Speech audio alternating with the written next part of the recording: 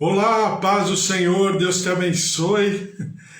Dia 20 de dezembro, às 4:30 da tarde, estamos aqui, domingão, então nós estamos aqui na presença e no poder do Senhor, porque é o domingo que o Senhor já preparou, já manifestou, já realizou, já concretizou sobre a tua vida, a tua casa, a tua família. Eu tô rindo porque quando eu ligo aqui, e eu quero ligar o Instagram e o Facebook, né? Pelo Facebook e o YouTube, né? Porque depois eu subo o vídeo para o YouTube. Só que quando eu aperto o botão, o Instagram está primeiro, o Facebook demora mais. E aí aparece o meu vídeo no Facebook, no YouTube, assim, eu falando, eu tenho que ficar parado esperando um pouquinho para ver se a imagem, se é que é possível, né? Entrar melhor no YouTube e no Facebook. Mas vamos lá. Estamos lendo a palavra do Senhor e declarando a palavra do Senhor, vivendo e orando por ela também, sobre a nossa casa, a nossa família, tudo que é nosso, tudo aquilo que nos diz respeito. Estamos já pertinho do final do ano, o Senhor tem feito grandes coisas, o Senhor tem realizado, o Senhor tem protegido, o Senhor tem guardado, o Senhor tem derramado da sua graça, do seu perdão, da sua misericórdia, da sua vida abundante, e nós estamos como quem sonha, porque grandes coisas o Senhor tem feito por nós, não é? Olha só o que está acontecendo no mundo, no Brasil, mas em tudo isso o Senhor tem nos livrado, em tudo isso o Senhor tem nos protegido, nos guardado, o Senhor tem feito a diferença na nossa vida. Então a Ele todo louvor, toda honra e toda glória. Estamos falando sempre no domingo, né?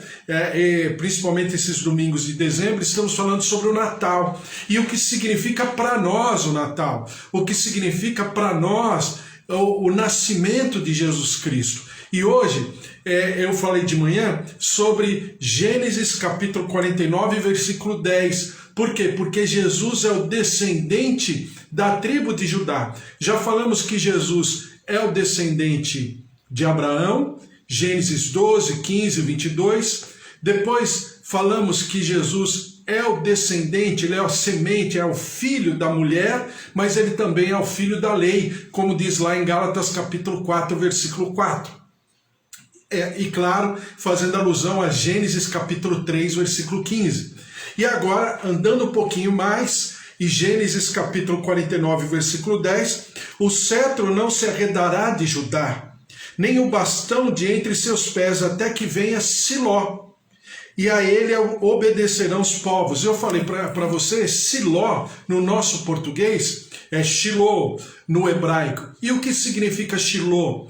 Bom, as linhas de raciocínio, as escolas rabínicas, dizem pelo menos 4 interpretações, mas eu diria que elas se completam, elas não se contrapõem, elas não falam uma contra a outra, né? Ou seja, a escola do rabino tal é diferente da escola do rabino tal, não.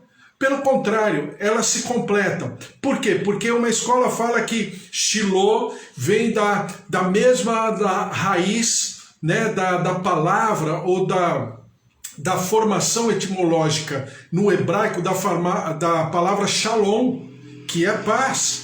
Shiloh também vem de uma outra escola, diz que é do nome próprio, significando aquele que se deve reverência. Por que reverência? Porque ele é o Rei dos Reis e Senhor dos Senhores.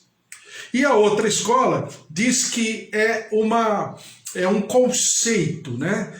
O que é Shiloh? É um conceito, é o conceito do despreendimento. Mas que tipo de despreendimento?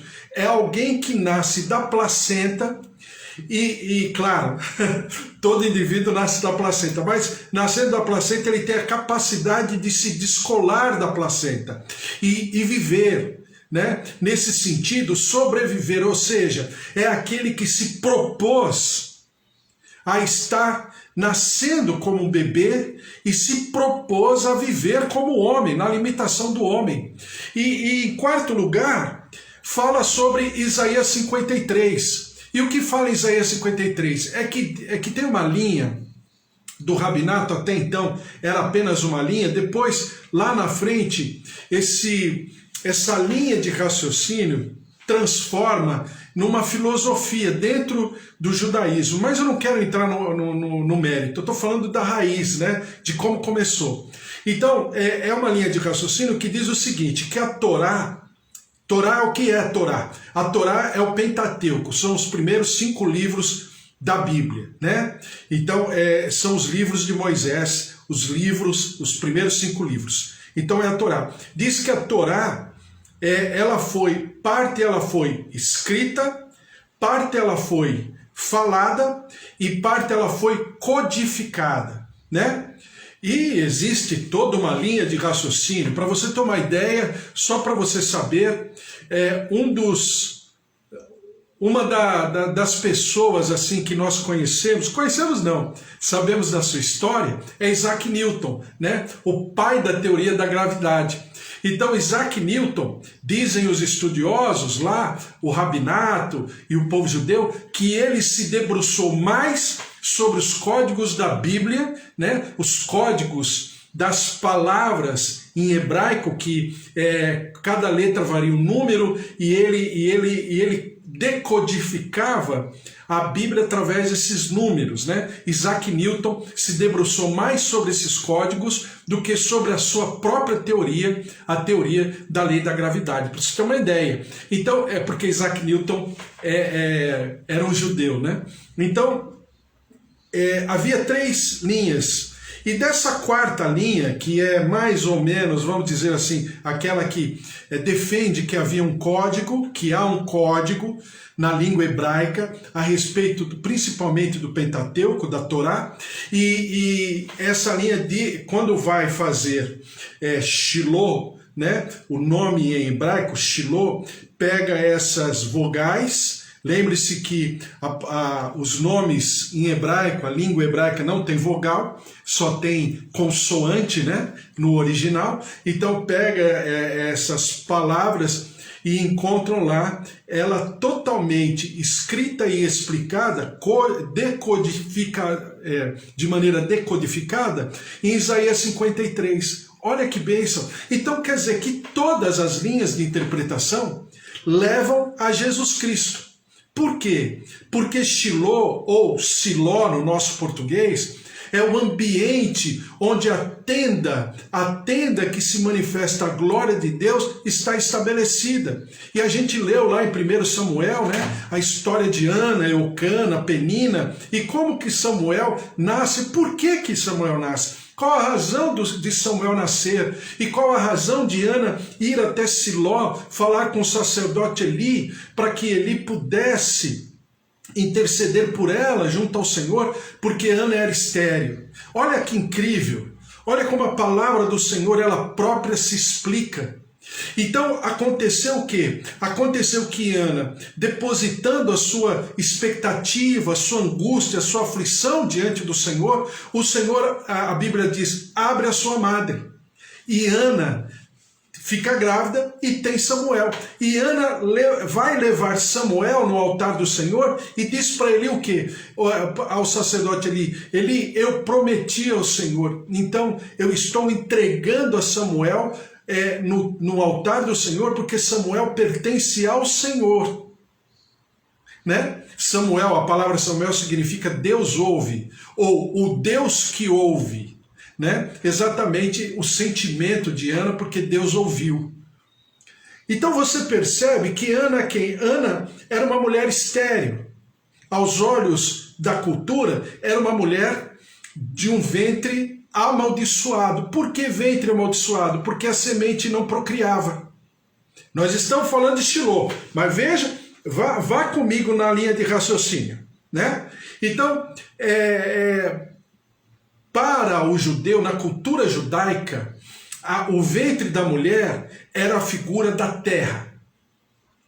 E se o ventre não dava luz, não germinava aquela semente do homem, o que acontecia?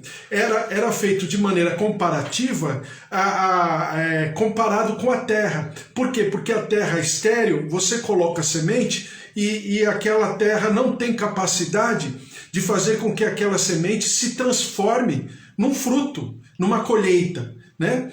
Então, veja só a palavra de Deus como ela vai se explicando e ela própria vai se revelando.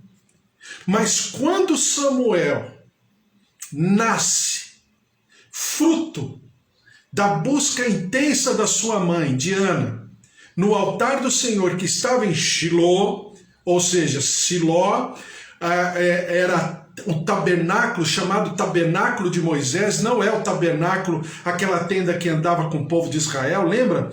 Que chega no momento, lá em Êxodo 32, 33, 34, chega um momento que o Senhor fala que não estaria mais com o povo, porque o povo era de dura serviço, e aí Moisés, e o Senhor dirige a Moisés, a confeccionar uma tenda fora do arraial de Israel.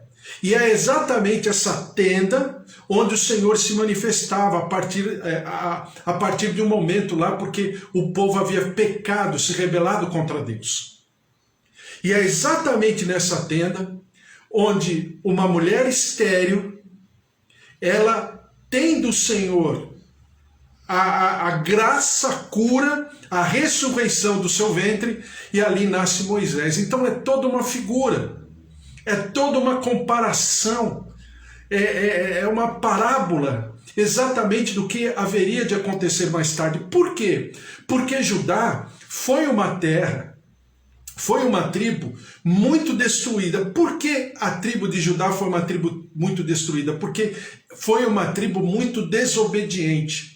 Foi uma tribo muito rebelde. E, portanto, como resultado, teve, vez por outra, a descida do juízo e da justiça do Senhor sobre principalmente a tribo de Judá. Veja só, olha só o que diz Isaías. Vamos lá em Isaías? Isaías, capítulo 6. Diz assim, Isaías, aquela visão maravilhosa, né, do chamado ministerial de Isaías.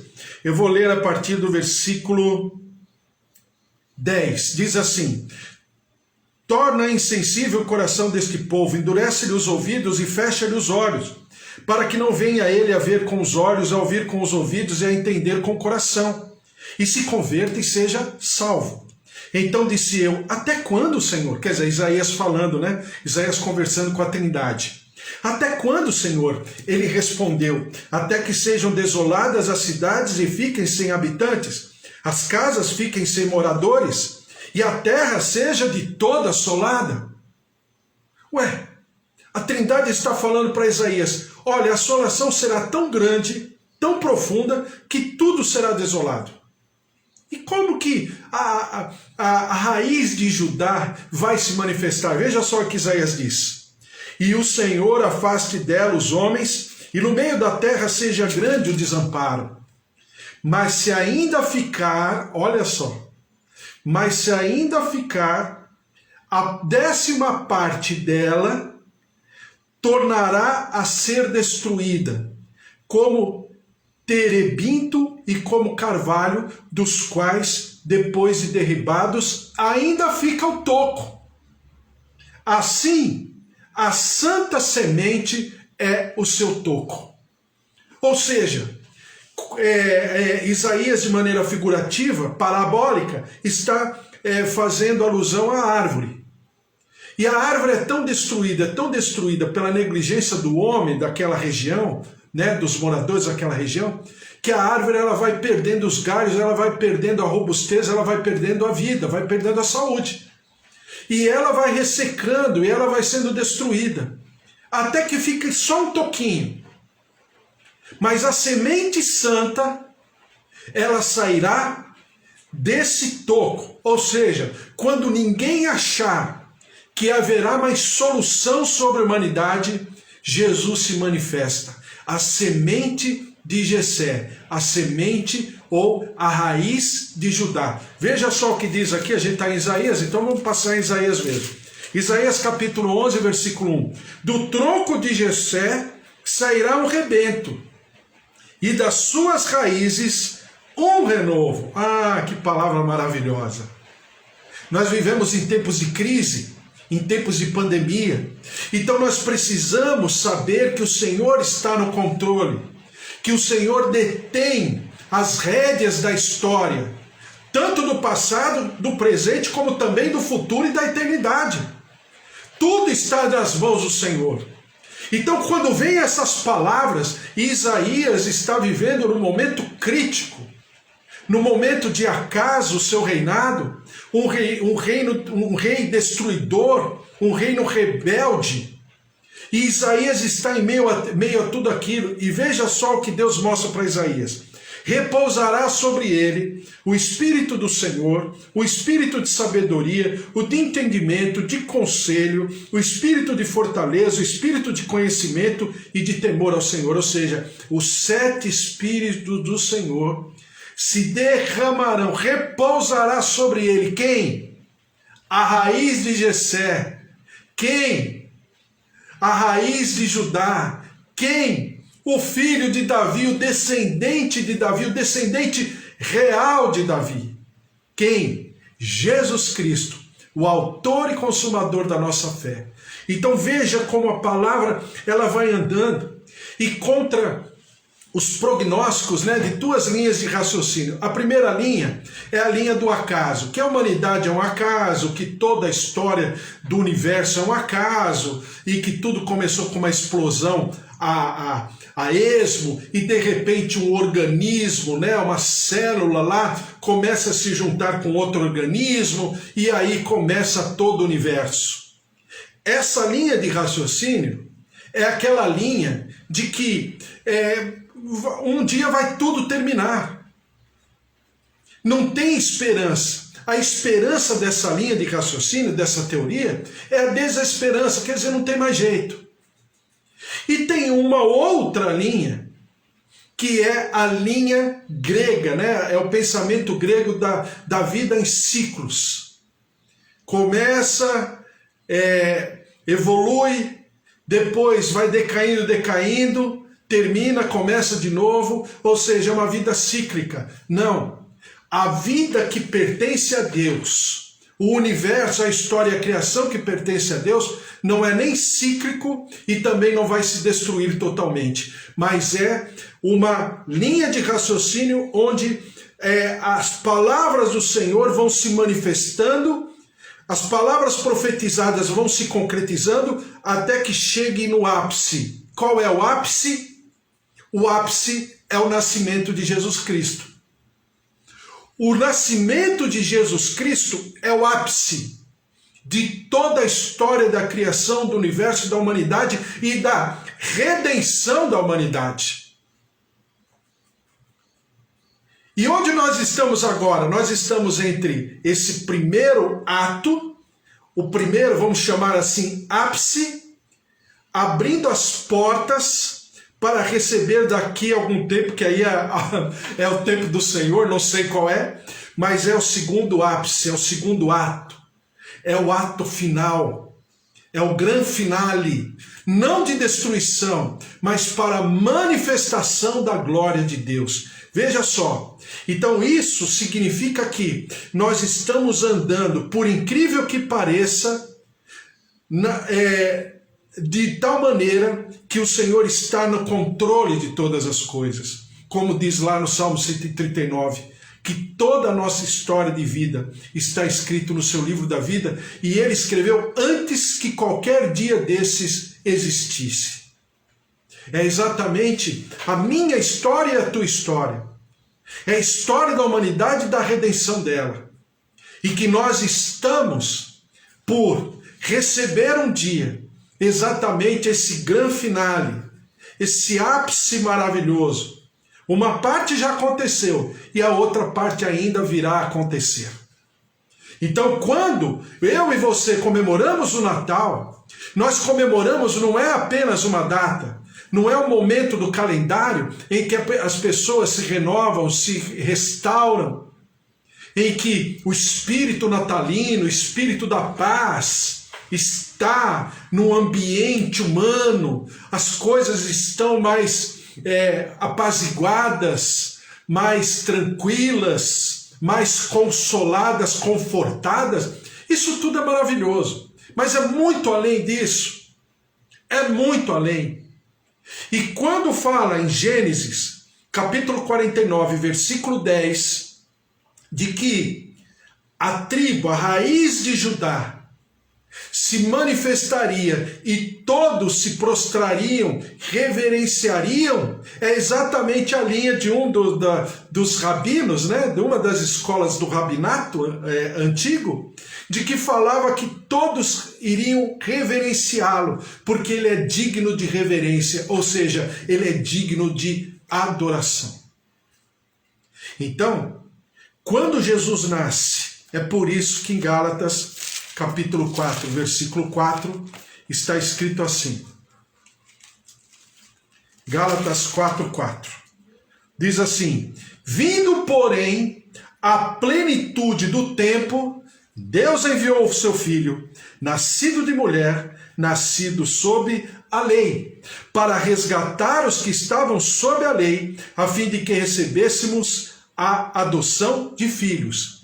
E, porque vós sois filhos, enviou Deus ao nosso coração o Espírito de seu Filho, que clama Abba Pai. Então, nós somos gerados, germinados, nós somos formados exatamente nesse Espírito do Filho. E qual é o Espírito do Filho? Qual é o sentimento do Filho? Adorar o Pai, reverenciar o Pai, fazer alusão ao Pai, sublinhar o Deus Todo-Poderoso que fez o céu e a terra e detém o controle de todas as coisas.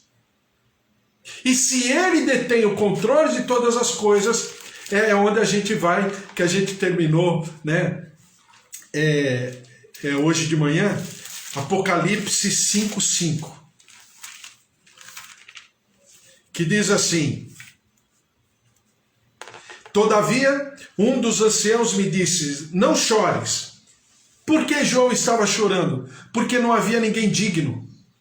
Porque não havia ninguém digno, diz a palavra, para abrir o selo, para abrir os 7 selos, aquele livro que continha os 7 selos. Ou seja, um pergaminho, né? 7 selos é que tinham 7 lacres, né? de cera, né? De uma massa de cera, 7 lacres, onde todos os lacres estavam ali com o sinete do Deus vivo. Estava lá carimbado. E não tinha ninguém digno. Nem no céu, nem na terra, nem debaixo da terra, nem diante das regiões celestiais não havia um ser sequer que era digno, ou seja, que havia sido constituído, capacitado, ungido na sua santidade, na sua pureza, na sua autoridade, no seu poder, para poder abrir o livro com os 7 selos. Que livro é esse? É o livro da história. É o livro da história da humanidade. Salmo capítulo 139, versículo 16. Ou seja, é o livro da vida.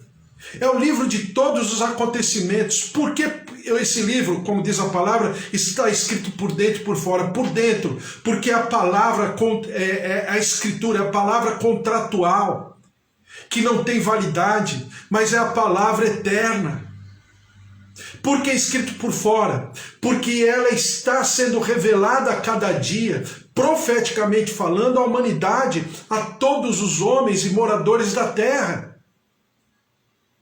E essa palavra de autoridade, e esse livro, precisava ter alguém que fosse representante da humanidade.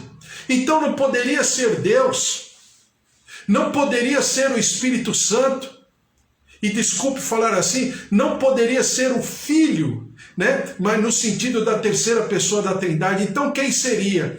Aquele Cordeiro de Deus. Olha só como diz a palavra. Todavia um dos anciãos me disse, não chores, eis que o leão da tribo de Judá, a raiz de Davi, venceu para abrir o livro e os seus 7 selos. Olha a visão de João então que ele vê. Então vi, no meio do trono e dos 4 seres viventes, e entre os anciãos de pé, um cordeiro, como tendo sido morto. Ele tinha 7 chifres, ou seja, autoridade plena, autoridade perfeita, autoridade consistente, autoridade eterna sobre tudo e sobre todos. Como bem os 7 olhos. Então ele não apenas detém a característica, o caráter do atributo da onipotência, mas ele também tem um atributo da onisciência. Diz aqui, ele tinha 7 chifres, bem como 7 olhos, ou seja, aquele que sabe todas as coisas, que são os 7 Espíritos de Deus enviados por toda a terra. Esse é o nosso Senhor, esse é o nosso Salvador, que foi ali e tomou o livro da mão do anjo, não porque ele estava na sua condição de Deus, porque também é Deus, mas porque ele estava na sua condição de vitorioso, conquistador, porque ele venceu a morte com a vida, ele venceu a morte pela vida, pela nossa vida. Esse é o Senhor Jesus, esse é o nosso Salvador, esse é o nosso remidor, é o nosso redentor, é o nosso resgatador, ele é o nosso renovo, a raiz de Davi, aquele que pertence, né? É filho da tribo de Judá, ele, Jesus Cristo, o autor e consumador da nossa fé. Quando eu comemoro com você o Natal, não estou comemorando tão somente uma data, não obstante existir uma data em que a gente comemora o Natal de maneira social, familiar, que é muito gostoso, mas é muito além disso. É algo permanente, porque ele está vivo, porque foi vencida a morte pela vida, tragada foi a morte pela vitória. E o nosso Redentor, como diz lá Jó, né? No livro poético, escrito lá por Moisés, como diz Jó lá, em Jó capítulo 19, porque o meu Redentor vive. Ele está vivo. Essa é a nossa esperança.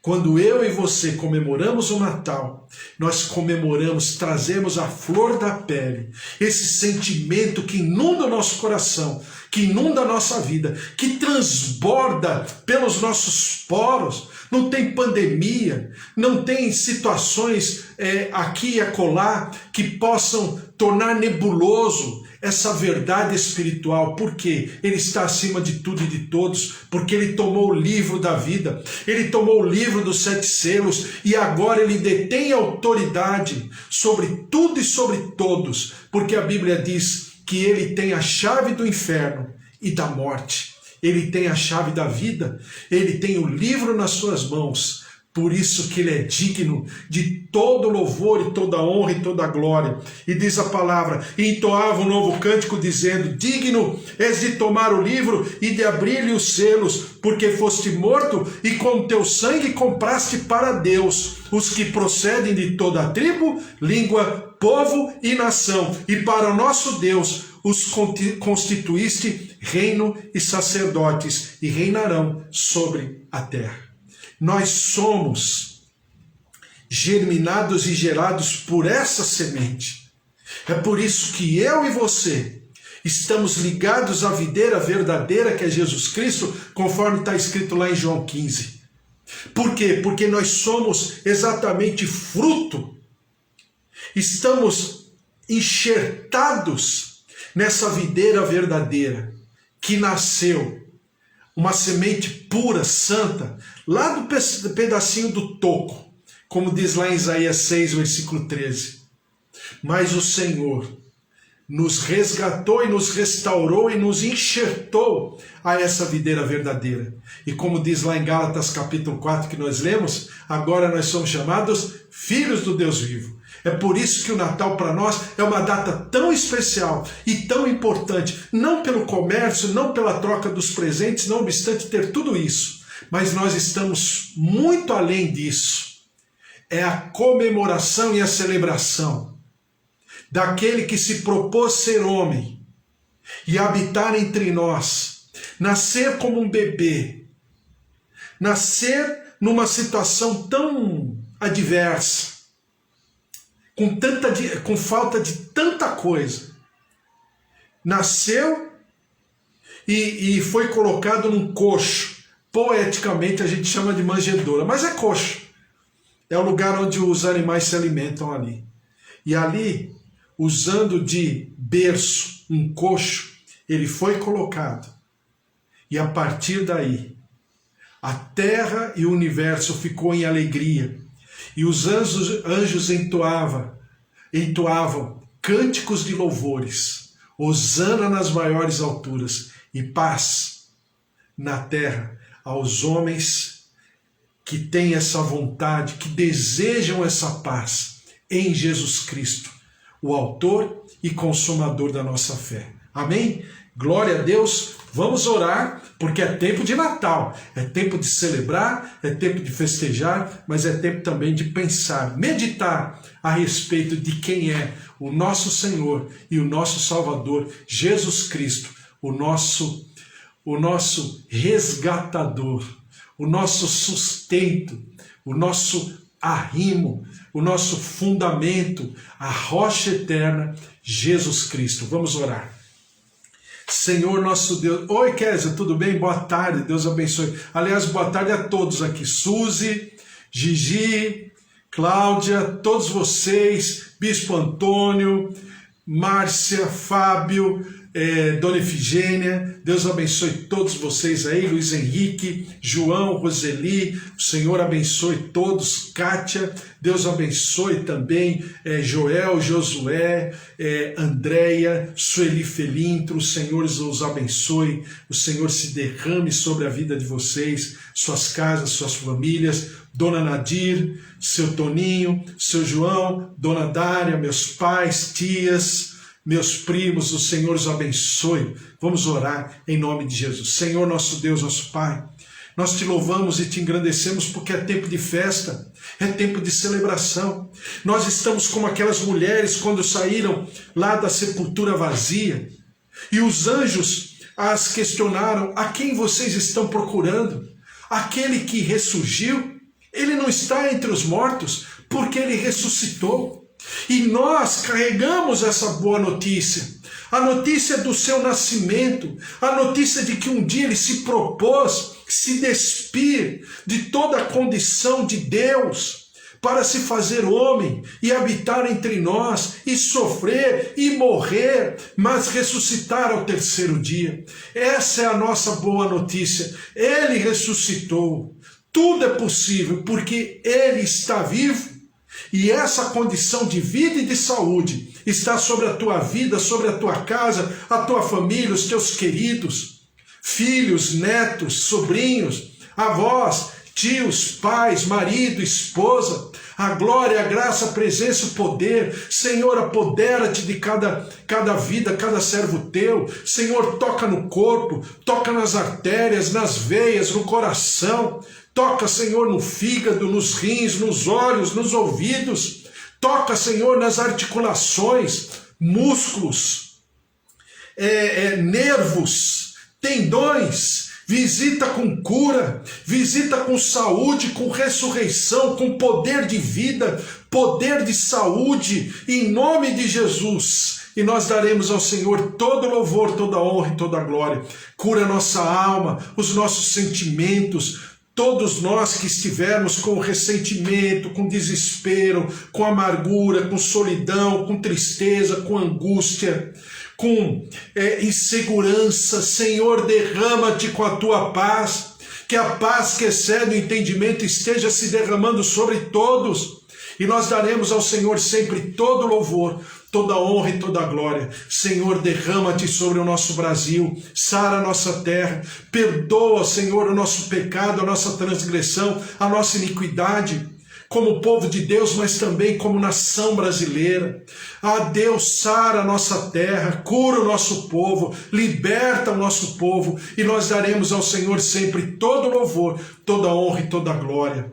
E que nós possamos viver um tempo de Natal maravilhoso, todos os dias, porque Ele nasceu na nossa vida, no nosso coração, e hoje nós o declaramos em alto e bom som, que o Senhor Jesus é o nosso Senhor, é o nosso Salvador, Ele é o nosso Redentor, a Ele todo louvor, toda honra e toda glória, em nome de Jesus. Amém.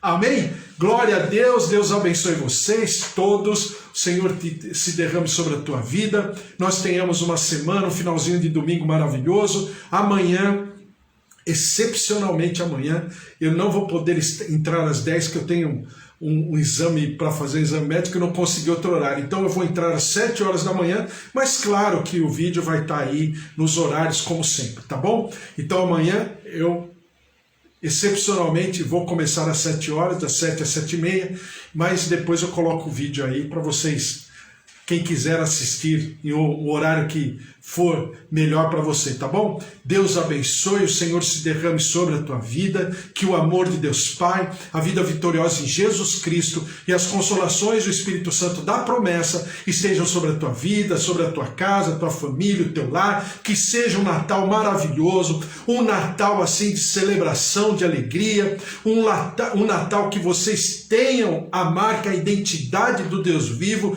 do Deus poderoso que fez o céu e a terra. Feliz Natal também para você, Késia, Ivo, Karina, Patrícia, Júnior, o outro genro que eu não sei o nome, os netos. O Senhor se derrame sobre cada um de vocês em nome de Jesus, porque se Deus é por nós, quem será contra nós? O Senhor é o nosso pastor, de nada nós teremos falta em nome de Jesus. Amém? Um beijo para você, finalzinho de domingo abençoado e até amanhã em nome de Jesus. Fique na paz. Tchau, tchau.